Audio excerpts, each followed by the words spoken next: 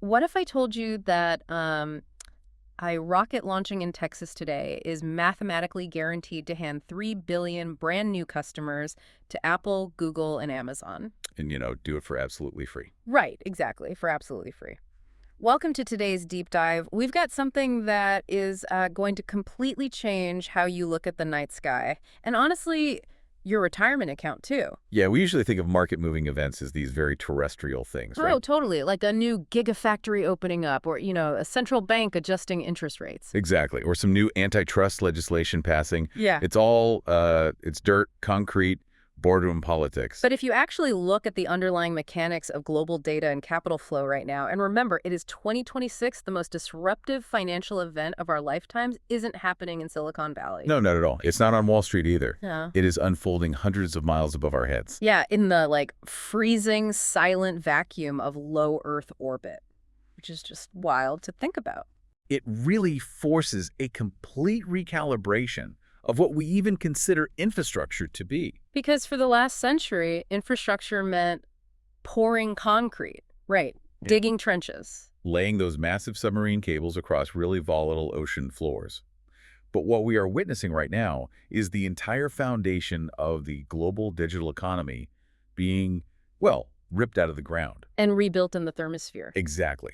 The rules of capital expenditure and customer acquisition are essentially being rewritten by orbital mechanics. Okay, let's unpack this. Because the mission of our deep dive today is to tear apart the impending, highly anticipated IPO of Starlink. The one everyone is talking about. Right, we all know the narrative. Everyone is calling it the next Tesla. Retail investors are practically foaming at the mouth to buy in. Which makes sense on the surface. But we're here to explain why the smartest money isn't actually waiting around to gamble on a single aerospace stock. Yeah, the actual methodical play, the way to capture the sheer economic violence of a 120-meter rocket that's acting as an economic weapon, is quietly buying up broad American big tech ETFs. It sounds counterintuitive at first. It does. The idea that a metallurgical breakthrough on a launch pad down in Boca Chica somehow dictates the future cash flow of a software monopoly in California, that's the kind of systemic connection we need to deeply understand today. And to understand that connection, we really have to bypass the pyrotechnics. The flashy stuff. Right? Rockets are loud, they're exciting. The public absolutely loves the spectacle of a booster catching itself on a launch tower. Oh, I mean, I love it. It looks like science fiction. It does. But the truly disruptive force here is entirely silent. It's the ledger. We are looking at this unprecedented structural win-win ecosystem. And the foundational layer of that ecosystem, the thing that makes all the downstream software revenues possible, is the fact that humanity has fundamentally broken the economic tax of gravity. Gravity has always been the ultimate barrier to entry. Always. It really has. For the entire history of aerospace, getting mass to orbit was this bespoke, artisanal, almost, absurdly inefficient process.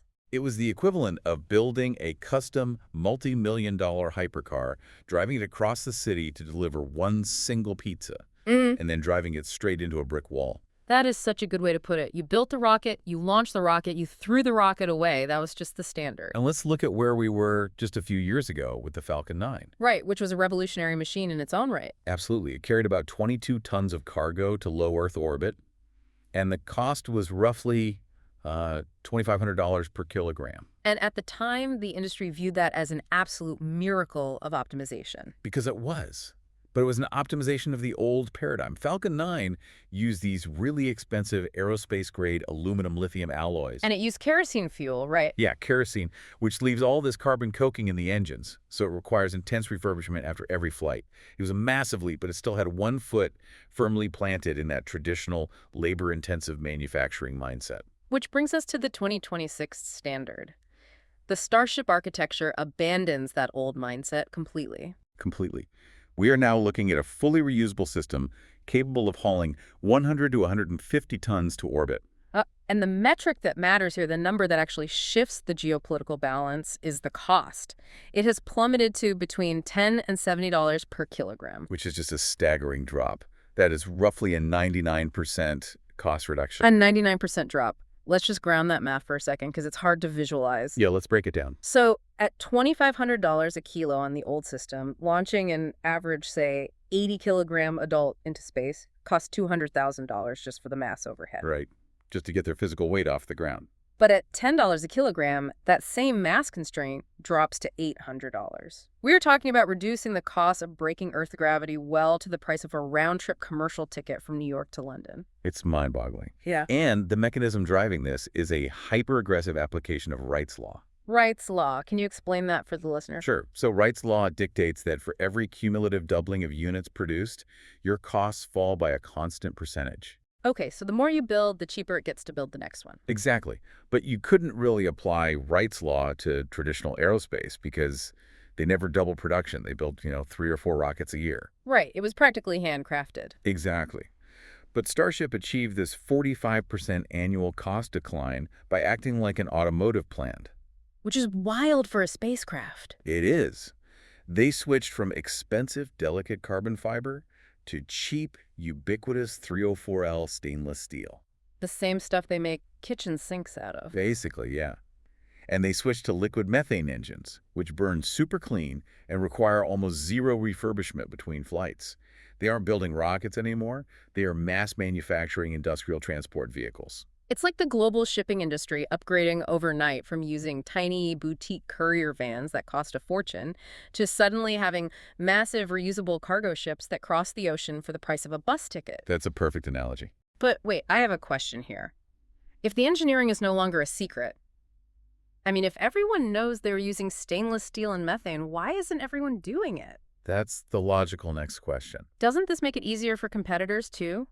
Why aren't we seeing a dozen different companies fielding their own 120-meter reusable rockets? Well, what's fascinating here is that extreme cost reduction on this scale is actually an offensive financial weapon. An offensive weapon? How so? It creates a capital moat that is functionally insurmountable. Consider the capital expenditure required to even reach the starting line today. You'd need billions, right? Tens of billions of dollars. You have to spend that on research, metallurgical failures, exploding prototypes, vast launch infrastructure, and you have to endure years of burning cash with zero revenue. And by the time a competitor finally scrapes together, say, $15 billion, survives the engineering gauntlet, and manages to build a working, reusable rocket. SpaceX has already iterated to the next version. Right. And dropped the launch costs so low that the competitor can literally never recoup their R&D costs. The math stops making sense in the boardroom before the metal is even cut. Exactly. You sit down with your investors and realize, well, why would we spend a decade and $20 billion trying to build our own delivery truck when we could just pay SpaceX a few $1,000s to throw our payload in the back of theirs? It just crushes the willpower of competitors before they even start. They have monopolized the gravity well through sheer economic exhaustion. And that monopoly on physical access to space is the crucial first layer. Because if SpaceX has effectively locked everyone else out of the launch pad, they aren't just launching rockets anymore. No, they have the exclusive luxury of launching absolute behemoths of infrastructure. They control the deployment of the network itself. Which brings us out of the rocket business and directly into the telecommunications and data sector. Right. Now that we know how they are getting to space so cheaply, we have to look at what they're actually putting up there. And how it's actively locking out the competition. Let's look at the payload. If you own the only cheap freight train to orbit, what are you packing inside it? Well, the transition from the early Starlink iterations to the 2026 V3 satellites is a massive leap in physical scale. We aren't talking about those little shoebox-sized CubeSats anymore, are we? Not at all. These V3s are 2-ton, high-performance pieces of infrastructure. 2 tons. That is a heavy piece of hardware. It is. And because the cargo capacity of Starship is so immense, they aren't launching them 1 or 2 at a time. They are deploying them in batches of 50 to 120. The visual of that is just incredible. Dozens of massive satellites being released at once. The scale of deployment is unprecedented. The deployment mechanism itself is an engineering marvel. It isn't just dumping hardware into the void. Imagine a dealer expertly sliding cards across a vast casino table. Oh, I like that. Each card landing in a highly specific mathematical sequence. Starship is dealing these 2-ton nodes into highly precise, intersecting orbital planes, forming this continuous overlapping mesh net around the entire planet. And the throughput of this V3 network is yielding speeds 10 times faster than previous generations. We are seeing orbital latency and bandwidth that genuinely rival terrestrial fiber optic networks. Which fundamentally breaks the historical narrative of satellite internet. Because the old assumption, the one that killed earlier companies, was that satellite internet was inherently laggy. Right. It was seen as a last resort option, for a research station in Antarctica or a cabin 50 miles from a telephone pole. But that was because old telecommunication satellites were parked way out in geostationary orbit, like 35,000 kilometers away. Exactly. The signal had to travel so far that the physics of the speed of light created a noticeable, frustrating delay. But Starlink bypassed that by placing the constellation in low Earth orbit, just 500 kilometers up. The signal distance is drastically shortened. But the density required to maintain coverage when the satellites are that low and moving that fast means you need tens of thousands of them. And this is where the launch monopoly becomes a corporate executioner. It really does. Let's look at Amazon's Project Kuiper for a second. Oh, this is a perfect example. Amazon is one of the most heavily capitalized, technologically aggressive entities in human history. I mean, Jeff Bezos has effectively infinite capital. And yet Kuiper is suffocating under the high threshold of launch costs. Because infinite capital still has to answer to the laws of unit economics. Exactly. Amazon doesn't have a Starship.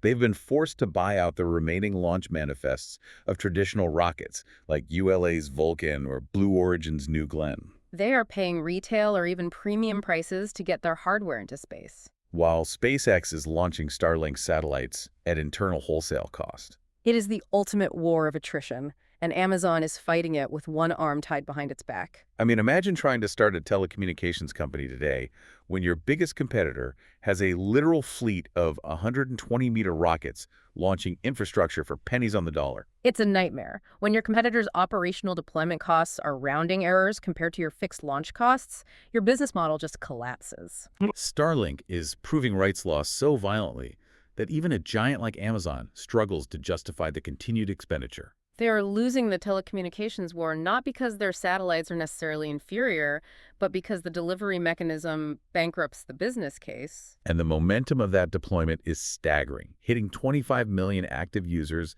by the end of 2026 is a massive milestone. I mean, that's the population of Australia suddenly integrated into a single ISP. It is.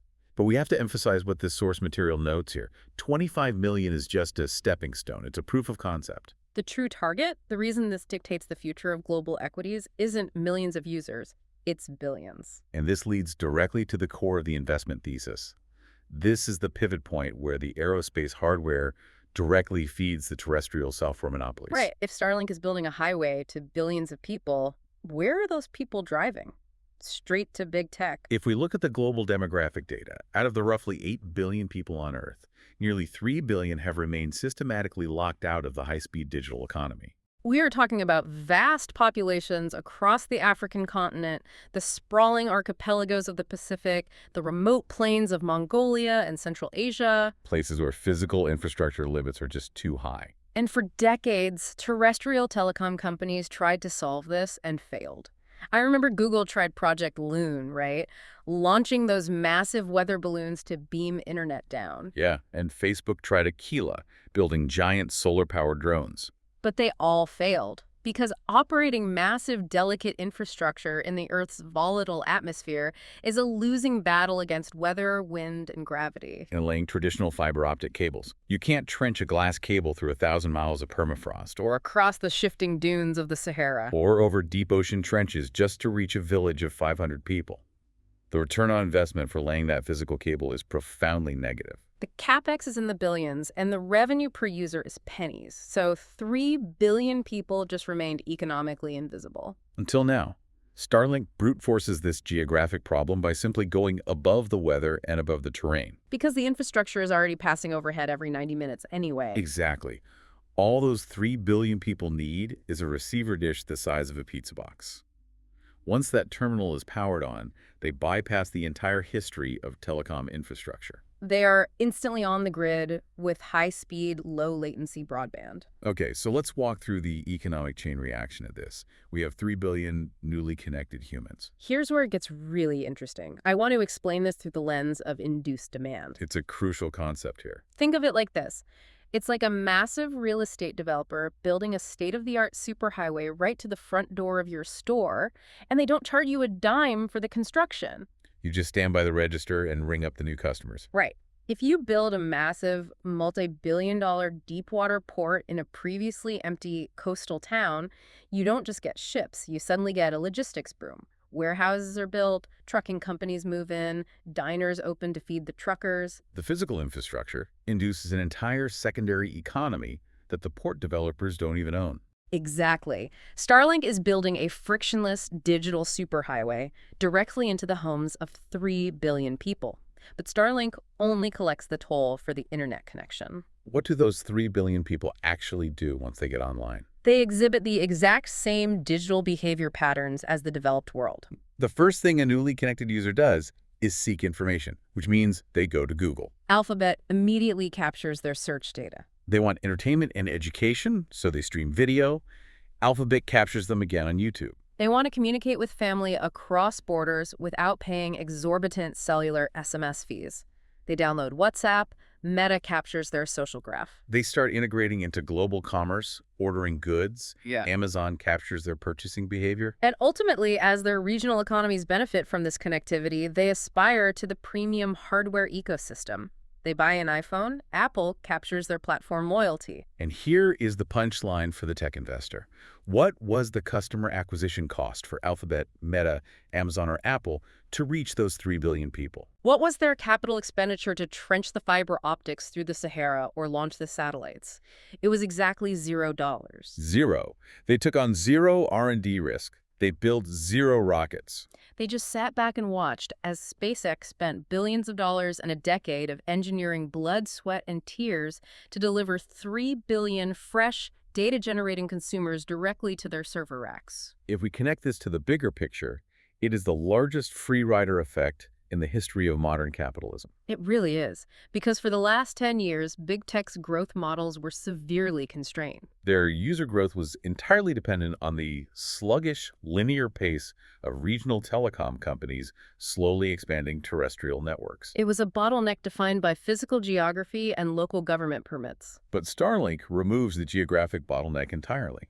The expansion of the internet is no longer a linear growth model for big tech. It's an explosive, orbital-driven windfall. It makes complete sense why Wall Street is salivating over this. But we have established how Starlink serves big tech. The source material makes a crucial pivot here, though. Right. Starlink isn't just a charity paving roads for Silicon Valley. It's becoming its own empire. Exactly. If they were just a global ISP, they would be incredibly valuable. But the integration of the V3 satellites fundamentally changes the nature of the network. They are evolving beyond a simple ISP into an orbital data center. And this is where we have to dive into the physics of data transmission, because this is the wedge that breaks the current terrestrial monopoly on global finance and logistics. The V3 network utilizes laser inter-satellite links, right? The satellites are communicating directly with each other. Yes, in the vacuum of space. They are passing data packets seamlessly across the constellation without ever needing to touch the ground until it reaches the final destination. Wait, so the data doesn't even need to touch the ground. My car's self-driving data or a Wall Street trade could just bounce between lasers in space and come back down? That's exactly what's happened. And it shifts Starlink from just being infrastructure to the ultimate data dominator. Yeah. How does that change the balance of power, though? I mean, we really need to underline why lasers in a vacuum are superior to the cables currently running the world. Okay, let's look at the physics. Almost all of our global internet traffic today runs through submarine fiber optic cables. And those cables are made of silica glass. Right.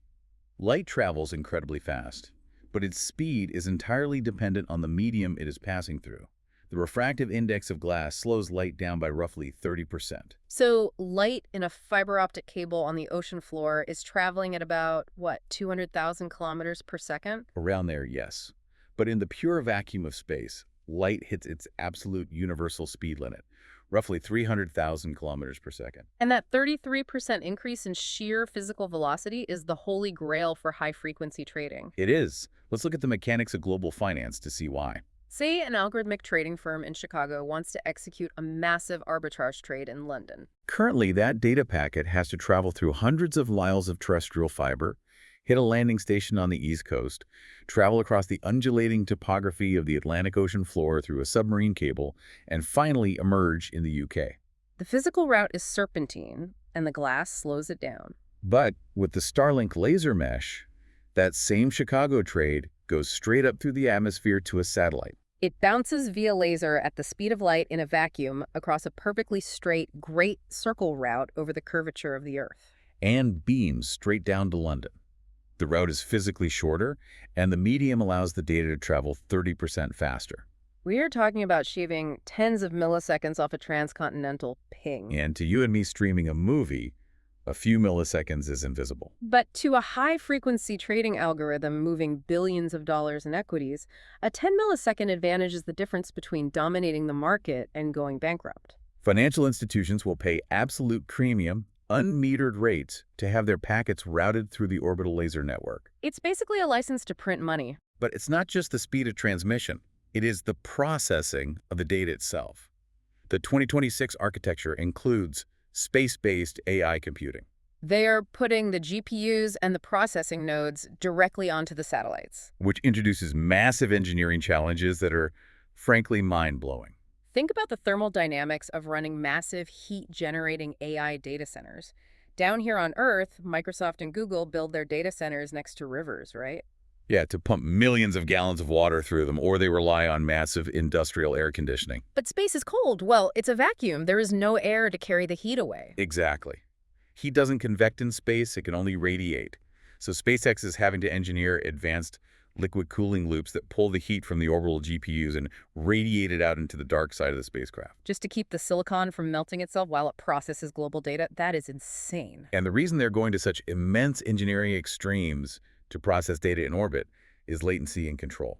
Right, because if you have an autonomous cargo ship navigating a complex maritime route or a fleet of self-driving trucks coordinating logistics across a continent, You don't want that data making the round trip down to a terrestrial server farm in Virginia, getting processed and sent back up. you want the orbital node itself to process the telemetry and instantly relay the command. The implication of this is chillingly powerful. The AI calculating the logistics of the global supply chain, or the AI executing sovereign-level financial transactions, is floating in the thermosphere. Starlink stops being an internet service provider. It becomes the central nervous system of human commerce. If you control the absolute fastest route for the world's most valuable data, and you possess the computing power to process that data in transit, you are no longer just a telecommunications company. You transition into a sovereign-level entity. You are dictating the flow of global logistics and capital from an altitude that is physically untouchable by traditional state regulators. This is exactly why the impending Starlink IPO is viewed not just as a tech stock debut, but as the securitization of a new layer of global infrastructure. When Starlink goes public, it isn't going to be evaluated on the standard metrics of a software company. It will be valued as a foundational utility of the 21st century. As a result, an IPO will catapult Starlink to the very top tiers of the NASDAQ and every major tech index. Which brings us to the actual execution, the playbook. Economic freedom on autopilot. We have established this dual-engine wealth generator, Starlink monopolizing orbital data routing, and terrestrial big tech sweeping up 3 billion free customers. So what does this all mean for the smart investor in 2026? Well, the psychological urge, the retail investor instinct, is to hoard cash, wait for the Starlink IPO, and try to snipe the stock on day one. Everyone wants to be the guy who bought Tesla at a split-adjusted $2 a share. They view the Starlink IPO as a lottery ticket. And the source explicitly advises against treating it like a lottery ticket or gambling on picking individual AI winners. It is the classic trap of concentrating risk based on narrative rather than mechanics. Because betting on a single aerospace IPO, even one as dominant as Starlink, carries immense idiosyncratic risk. A single anomaly on a launch pad, a regulatory battle with the FAA, or a temporary supply chain bottleneck with optical lasers can crater a single stock's valuation for years. So what's the ultimate strategy? The far more sophisticated play is to buy US Big Tech ETFs like QQQ and XLK. Because as the digital ecosystem expands, the top-tier tech stocks suffer from a structural benefit. Let's strip away the financial jargon and look at the actual plumbing of a broad ETF. Why are they mathematically engineered to sweep up the cash flow? When you buy into a massive tech-heavy index, you're buying a market cap-weighted basket. The underlying mechanism is completely passive and utterly ruthless.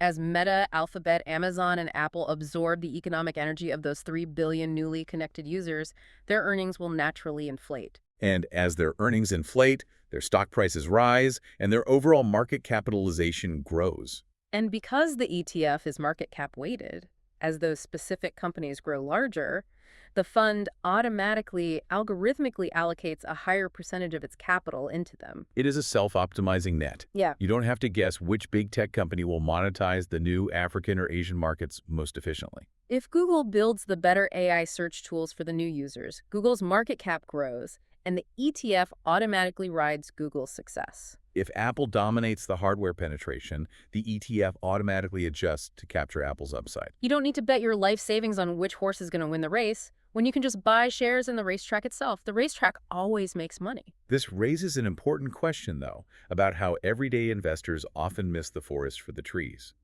Innovation is now on an irreversible downward curve in terms of costs, which means an upward curve for massive tech platforms. And the beautiful part of this strategy regarding the Starlink IPO, if you own the broad tech ETF, you don't even need to stress about timing the Starlink public offering. Precisely. The moment Starlink goes public and achieves the massive valuation everyone expects, it will inevitably be inducted into the major indices. The ETFs you already hold will systematically begin purchasing Starlink shares on your behalf to balance the index. You capture the massive zero customer acquisition cost windfall that the terrestrial software companies are experiencing right now, and you automatically capture the orbital infrastructure company the moment it enters the public market. It transforms the intense, chaotic, fire and brimstone physics of the space race into a calm, methodical, self-executing financial strategy. The amateur investor is hyper-fixating on the rocket, looking for a volatile single-stock gamble. But the smart money understands that the rocket has merely triggered an irreversible collapse in the cost of data distribution. Wright's law is not going backward. We are not going to forget how to mass-produce stainless steel rockets or laser crosslinks. The barrier is permanently broken. Therefore, the total addressable market for the entire digital ecosystem is permanently expanded. By positioning yourself in broad US Big Tech ETFs, you are putting your capital on autopilot. You are perfectly aligned with the fundamental physics of human expansion. Riding this wave of undeniable cost reduction is the path to early retirement. We have dissected an incredibly dense architecture today. We started on a launch pad in Texas, looking at a 120-meter steel rocket that fundamentally broke the gravity tax, dropping launch costs by 99%.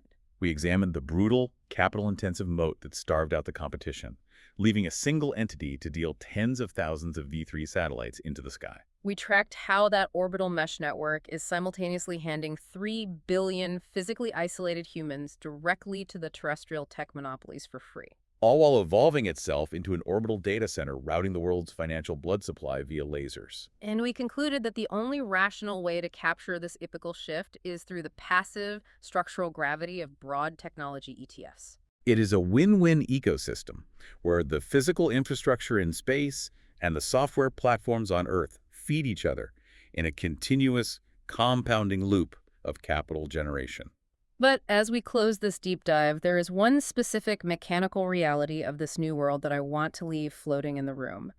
We spent a lot of time discussing the orbital data centers. Right, the fact that high-frequency trading algorithms, autonomous global shipping logistics, and critical supply chain telemetry are being processed by AI nodes physically located in the vacuum of space. The central nervous system of global commerce suspended 500 kilometers above the surface. It's a profound shift. It really is. So for everyone listening, I want you to genuinely think about the legal and geopolitical implications of that physics problem. Down here on the ground, a data center in Frankfurt is governed by German law. A server farm in Virginia is subject to the United States government. If a monopoly gets too powerful, a federal judge can walk into the building and break it up. But if the most critical data algorithms keeping the global economy alive are bouncing between lasers at 17,000 miles an hour in the pure vacuum of space, far beyond the physical borders or airspace of any nation, who actually has jurisdiction? If the cloud is literally operating in the vacuum of space, out of reach of terrestrial laws, who really governs the future of human information? Does the concept of a national border even exist when the intelligence running the world is looking down on all of them at once? Until our next deep dive, keep questioning the world around you.